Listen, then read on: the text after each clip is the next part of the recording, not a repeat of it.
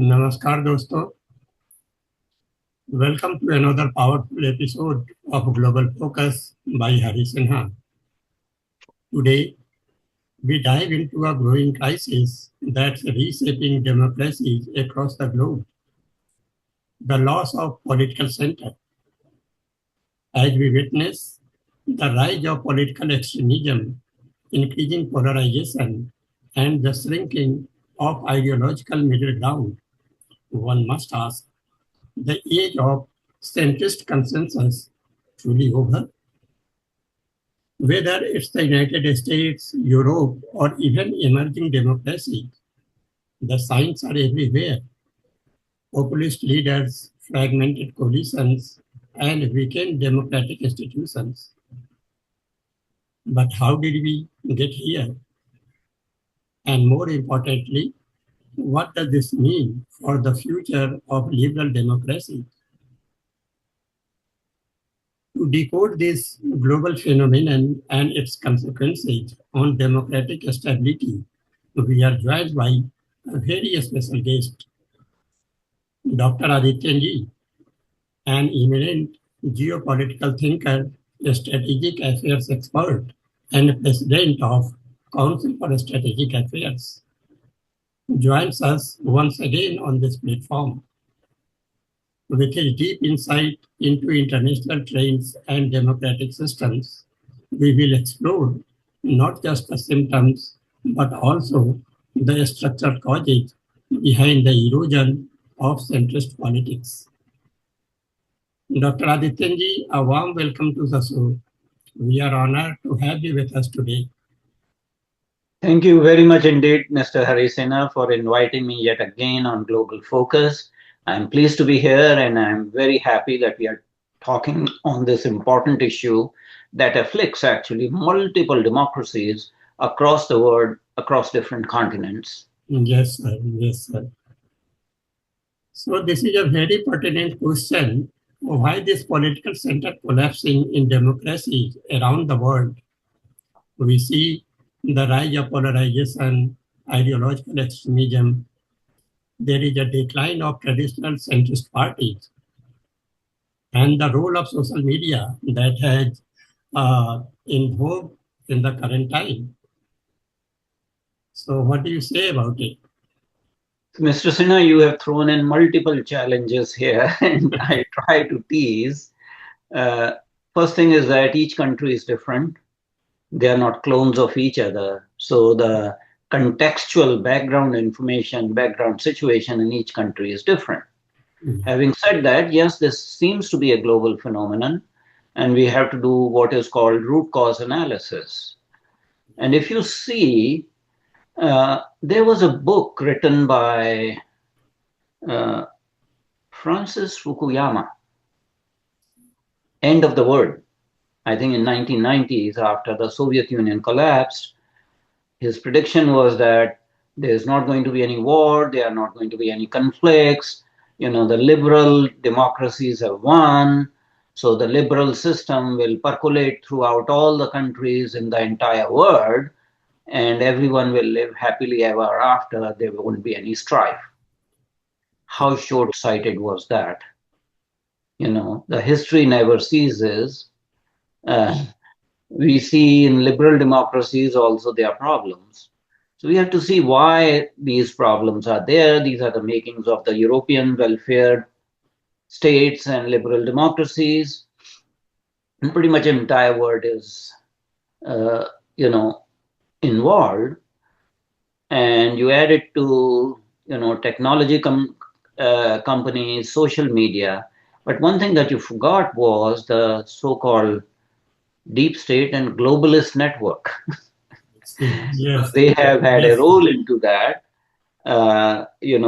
Although some people will laugh at that, this deep state is just a conspiracy theory or globalist network is a conspiracy theory, but there's some truth to it. What happened in the Western liberal democracies because of too much of liberalism, too much of freedom, yeah, a new kind of thought fascism started to gain ground, in which certain political expressions were forbidden, despite all these democracies claimed to have freedom of expression, but they were persecuting people for their belief system if they said something openly. And this was aided by this globalist network. The major thing in the globalist network was Open Society Foundation, started by George Soros, Yeah. and something called Omidyar Network. Mm.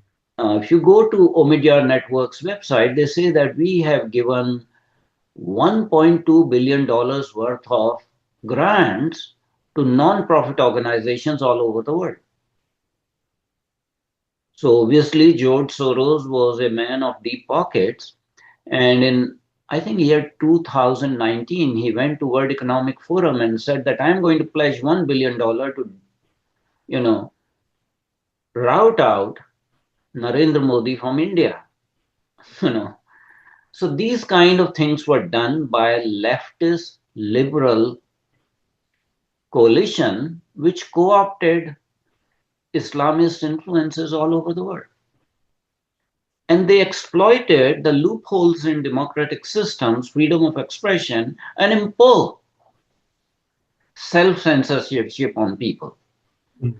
We saw what happened in France on certain cartoons uh, being published. People were murdered. The same thing happened in Netherlands.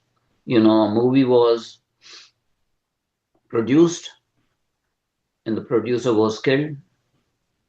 Uh, in other movie, Fitna, the producer was pressurized to convert to Islam.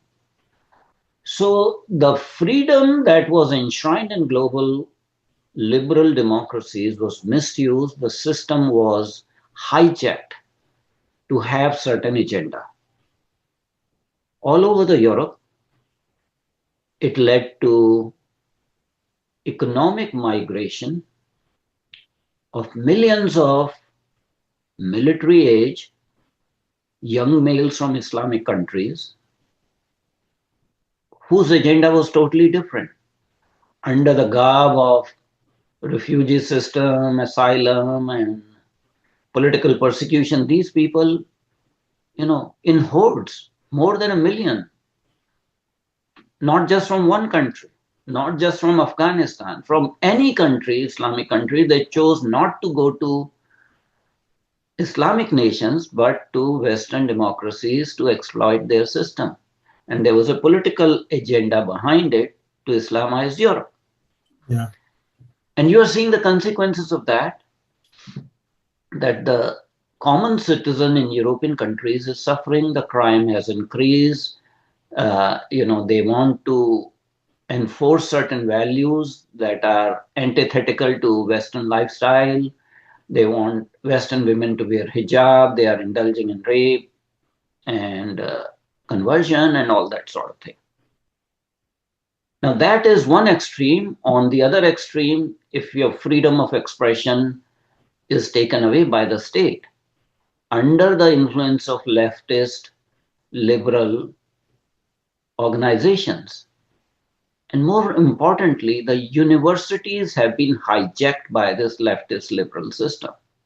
Yeah. You saw examples in US, Jewish systems were harassed, physically assaulted, uh, they were humiliated in big Ivy League universities, whether it's Columbia or Boston University or Harvard or whatever.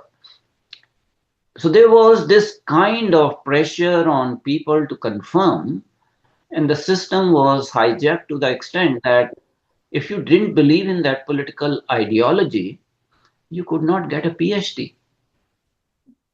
Your PhD supervisors will fail you.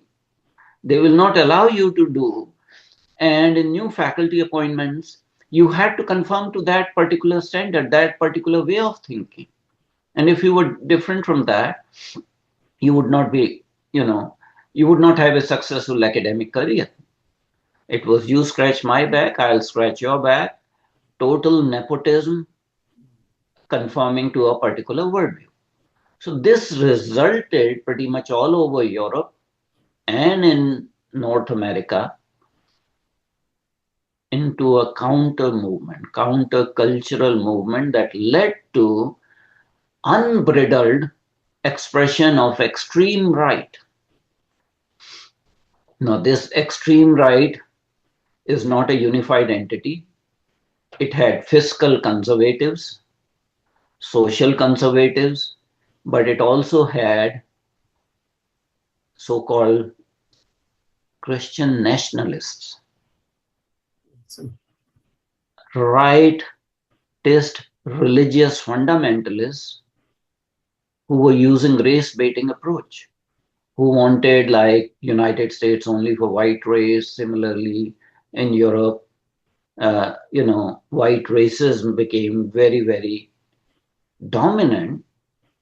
So extreme left led to a counter revolution in popular thinking about right wing extremism getting mainstream acceptance. And then you had something very, very different in United States. If you see United States, yeah, both the parties have been hijacked by extremist wings. Democrat Party hijacked by leftist liberal jihadi agenda. When Biden was in power, the kind of steps that were taken, they were extreme. They were forcing parents to, you know, let school teachers decide what is the gender of the child. I mean, it was stupid that in elementary schools they were teaching gender philosophies and saying there are not two genders but 63 genders. And teachers were making determination that this child should get actually hormonal treatment or surgical treatment because this person is, you know, raised in a wrong gender and things like that. Parents were really, really apprehensive about their parental authority being undermined and children being taken away from them. These things did happen. These are not figment of imagination. So it led to a right-wing popular revolution leading to what you are witnessing now, which is unbridled right-wing, almost fascism or 1% dictatorship in United States. That no norms are being followed up and no laws are sacrosanct. Everything is done by executive order. Similar things have happened in European countries. If you see Hungary, Hungary has chosen to elect an extreme right wing Viktor uh, Orban. You're seeing that in France, the traditional socialists were booted away, and this yellow vest movement took over. And even prior to that, under popular revolution, the traditional conservatives and traditional socialists lost ground, and that led to this independent person, Macron, winning the election and forming his own party. So country after country, you have seen this. If you look at UK, in UK, conservatives were in power for almost 10 years, and now there's a Labour government. But what is brewing underneath is a much more extreme nationalist party of Nigel Farage. So if the traditional parties are failing and people are disenchanted with them, what happens that the extreme elements take over either on right or left. I'll give you another example. It's a different country with different system. It's a constitutional monarchy, and that country is Thailand. So there is a right-wing establishment that includes military, that includes monarchists or royalists, and they have not allowed any popular government to survive more than a year or so. Uh, and what happens that they will, depose the prime minister, democratically elected, on one reason or the other, because they have this law about uh, lèse majesté, that is insult to the king. a law under which somebody can be sort of, imprisoned for 15 years. Trials are very swift, and those laws have been used to depose, Thaksin Shinawatra, who had to run away from the country, then his sister, now his daughter was suspended as prime minister. So no prime minister is allowed to complete their term because of this permanent coalition of monarchist, military establishment, and right wing sort of organizations. mm, So every time a coup is announced, the reigning journal will change colors and become a Democrat and form a party. And of course, the elections are somewhat predetermined because military has considerable power to nominate members in the Senate and members in the assembly kind of thing. Similar thing you have seen is happening in Myanmar. So these are different examples, but I'm trying to bring out different countries that yes, the traditional parties have failed.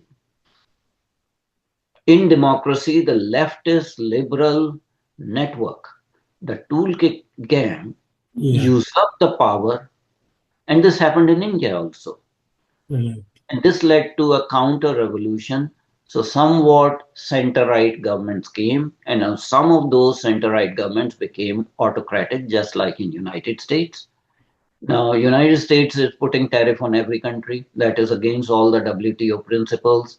It's not based on any rhyme or reason. I'll give you an example. Brazil has trade deficit with United States. I see. The Trump administration wants to impose tariffs because US is permanently in deficit. Their GDP to debt to GDP ratio is very high. Their GDP is around $27 trillion a year. The national debt is around $37 trillion. So they want to have fair trade, balanced trade, all that sort of thing. Brazil imports $420 billion more from US than exports to it. Is there any logic for putting tariffs on Brazil? No. Why Trump is putting tariffs on Brazil? Because his friend, former president of Brazil, Bolsonaro, Mm, who tried to stage a coup just like insurrection on January 6th, 2021 in US, done by acolytes of MAGA movement.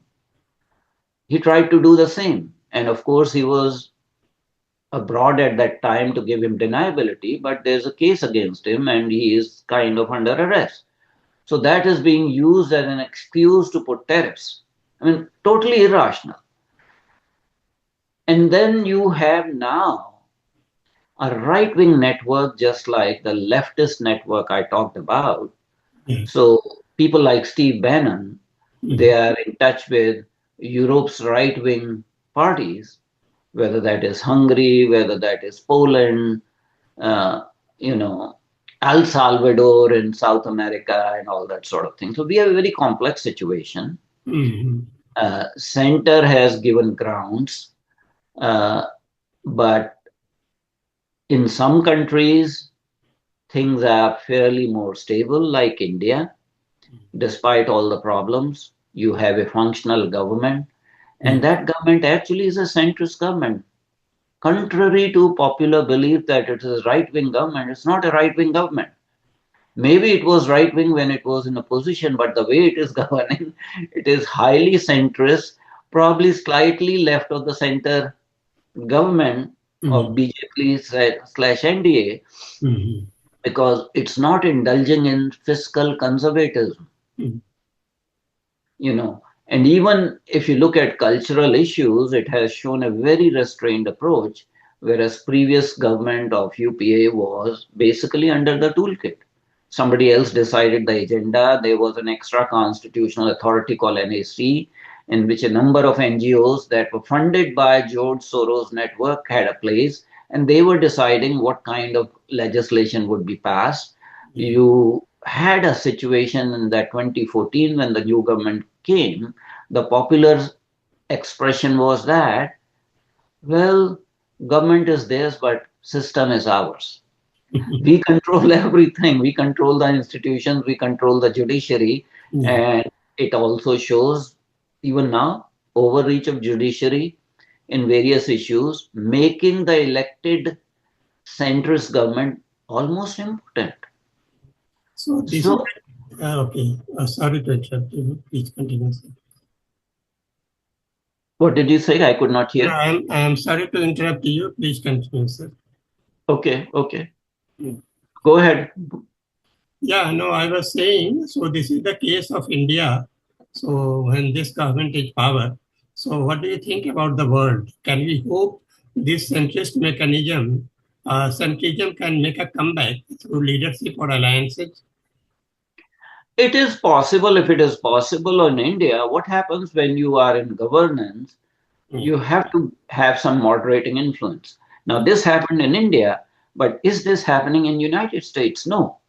mm, Actually, United States is deviating from democracy. It is going towards one-person dictatorship, mm, and it's not very clear whether the future elections would be, you know, open elections or they mm, will be rigged in some ways because they are mm, gerrymandering districts, mm, congressional districts for the next year's midterm elections. So in various states, they are, gerrymandering the districts so that the Republican majority is maintained. And everyone who disagrees with the president is being fired from their jobs.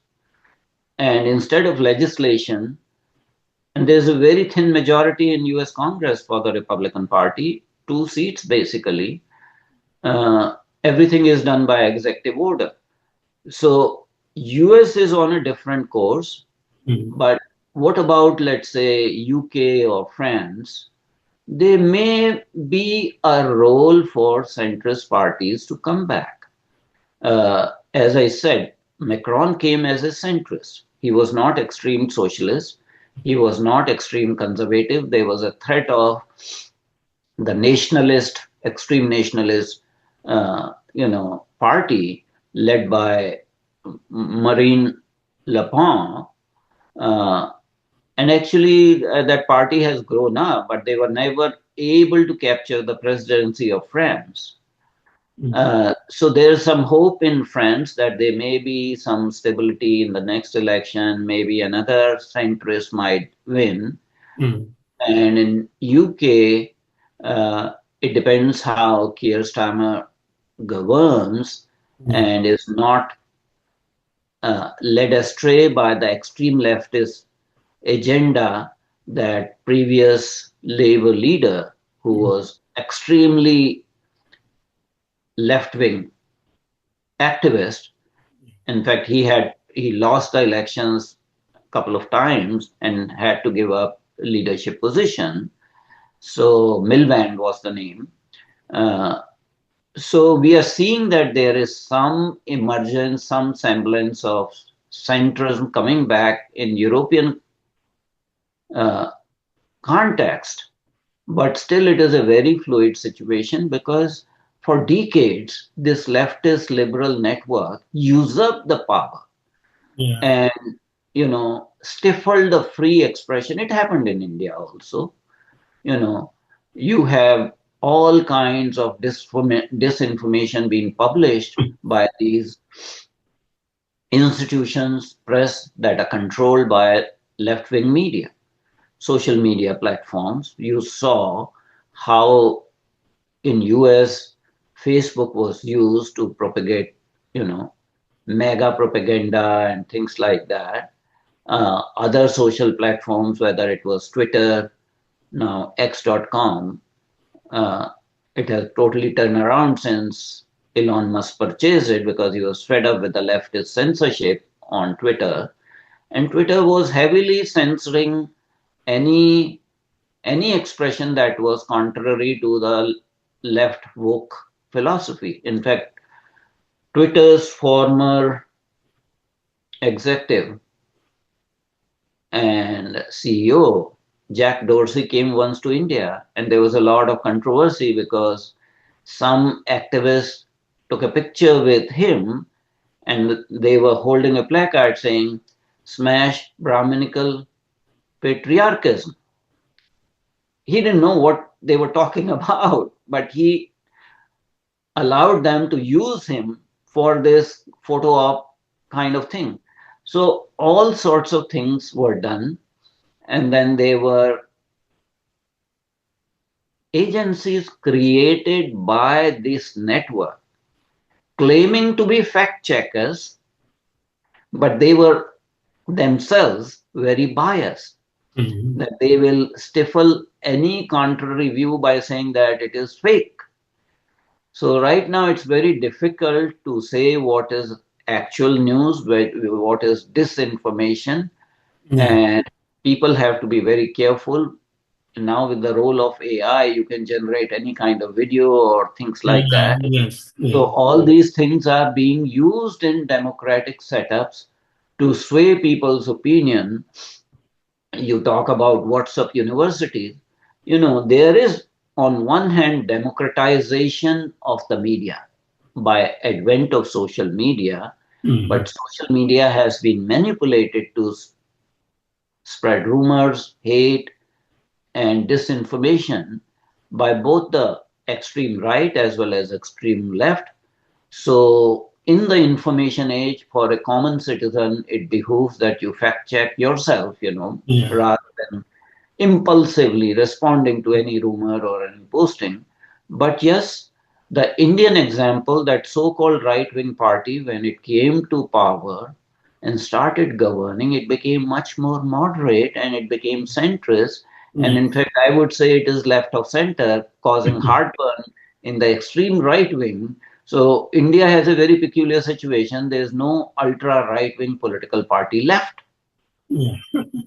There is a centrist party that is governing for last 11 or 12 years, Yeah. still has 3.5 years more of its tenure. And then on the leftist side, there is a cabal of communists, left of center, Mm-hmm. uh, dynastic parties, caste-based parties, parties that the only agenda is, some kind of, entitlement, whether that is linguistic, whether that is racial, or whether that is religious. So there are religion based parties that espouse the cause of certain particular religions and they are elevated to a holy cow status Mm-hmm. because what they say is absolute truth. Yeah. So you have on the left side that cabal, Mm. uh, which is trying to come back to power by hook or by crook. Yeah. But you have an example that there's a centrist or slightly left of center party Mm-hmm. that is trying to bring change Yeah. and has governed fairly well, considering India was described as not a democracy but a functional anarchy. A lot of welfare projects have been taken, millions of people have been taken out of poverty. The country is now fourth largest GDP, going to third largest status. But you have people saying India has a dead economy. Now, the dead economy has a growth rate of 6.4% annually, highest among all the major countries. Yeah. And you have United States, which whose president says India is a dead economy, but they have probably less than the so-called Hindu rate of growth of 2%, uh, Mm.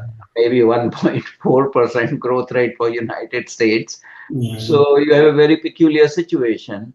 But India is definitely an example that, with power comes responsibility, with comes moderation Yeah. in policies. So in other countries also the same may happen. Yeah. Maybe somewhat right-wing political parties, when they come to governance, they may become more centrist. That is possible, but I would not hold that true for United States because what is happening in United States is the uh, basically decline and slow death of democracy. So, living the period of the present government in India, how this erosion of political center affected the policy making and national unity? Uh, Am I I clear? Should I repeat the question?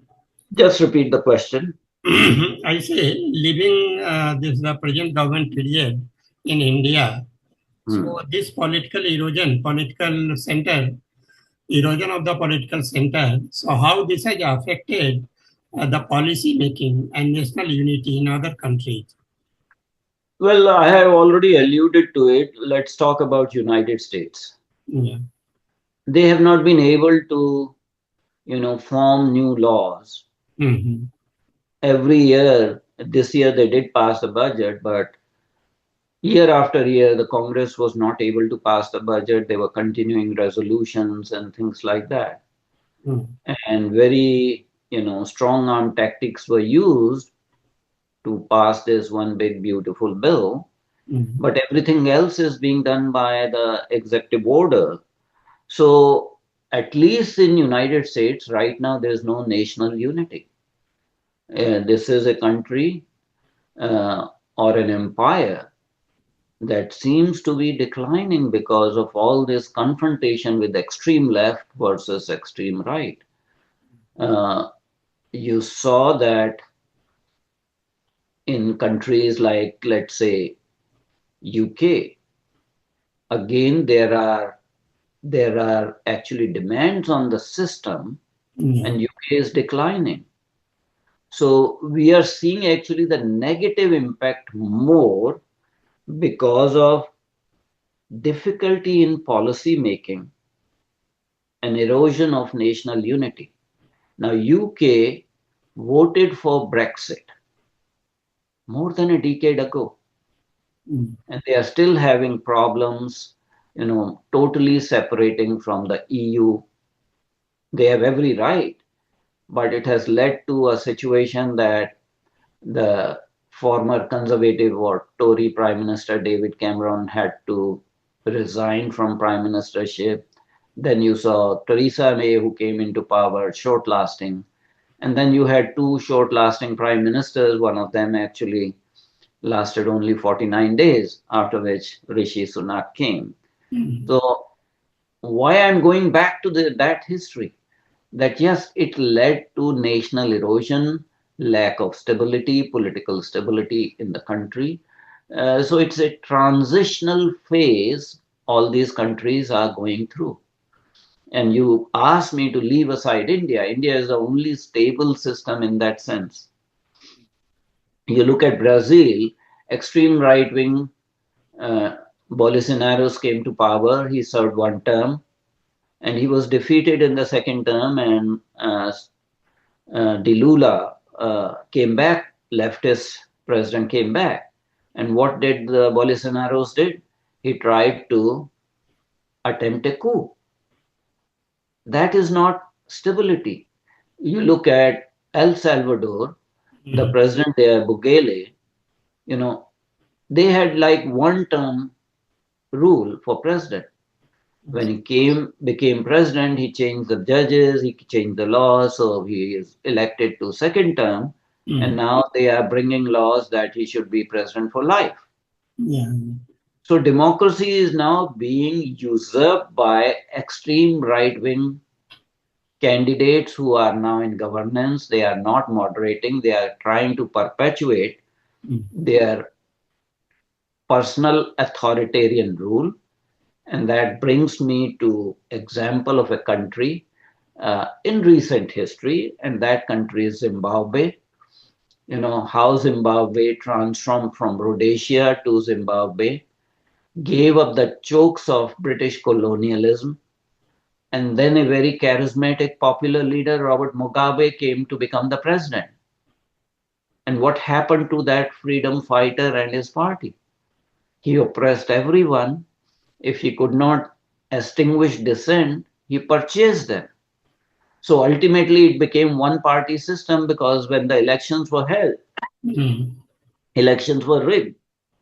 And if the opposition won, Mm-hmm. he would tell the election commission not to declare the elections. Mm-hmm. And at one time, actually, they had to do a compromise in which the opposition candidate, actually, who won the presidency, was given the title of chief executive, you know, whereas Robert Mugabe remained the president. So you are seeing president for life phenomenon in electoral democracies, which Trump is trying to introduce, that I want my third term, or, Yeah. uh, he said this might be the last election you are voting for because in future you won't need any elections. And they are toying with the idea of all these ideas of having, removing the second term limitation just was done in El Salvador, and people are talking about dynastic succession of Trump dynasty in United States with Eric Trump or Don Trump Jr. being the candidate in 2028. So you are seeing a mockery of democracy being staged in some of the Western countries under right wing, extreme right wing populist. Sir, Uh, sorry to interrupt you. I have only 1.5 minute time left, and I want to ask you one last question. sure, Is this loss of political center a sign of democratic evolution, or this is a sign of decline? it's a sign of decay. It's a sign of decay which tells you that special interests have captured the state one way or the other. Special interests had captured the state in India for 10 years during UPA government when NAC was writing the laws and deciding the policies left, right, and center without any concerns about right of the people. You were presumed guilty. Does not matter who instigated a political riot or a sectarian riot. You were presumed guilty. You were supposed to go to prison. Unfortunately for them, that law was not passed, but there was a big push to have such a kind of law. You saw unilateral laws being passed.